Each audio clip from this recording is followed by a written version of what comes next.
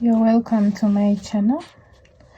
We are going to be handling topic 6, cost and management accounting. So this topic is called marginal and absorption costing techniques.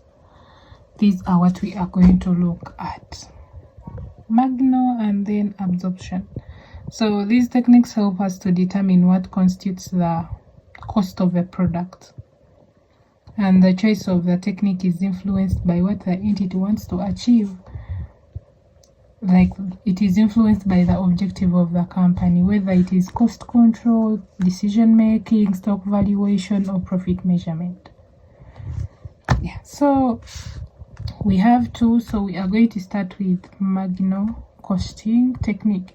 Marginal costing is also known as variable costing, meaning we are going to consider the variable costs in this technique. So it is also known as variable costing technique. So it is a technique which values production units at marginal cost.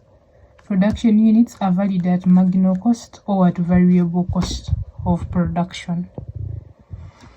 So how do we get the marginal or the variable cost? We get the prime costs plus the variable production overheads.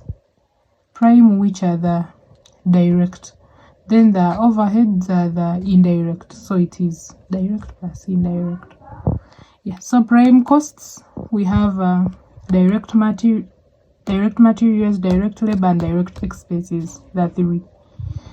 Then the variable overhead cost per unit, how do we get it? We get the highest cost minus the lowest cost, divide by the highest output minus the lowest output. And how do we get the total overhead costs? We get the variable cost per unit times output. In this marginal costing, variable cost per unit times the output. Then how do we get the total fixed overhead costs? We get the total cost minus the total variable cost. So those are the formulas. We shall be needing them later, so you can take note of them. So that is marginal costing. We consider the variable cost when we are valuing production units.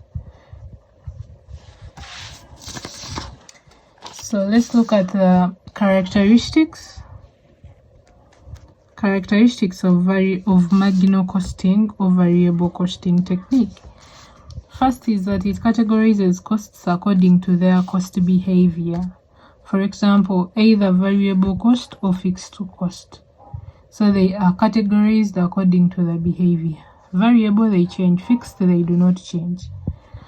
Then secondly, it assigns only variable production to the unit cost of a product. It doesn't consider the fixed cost.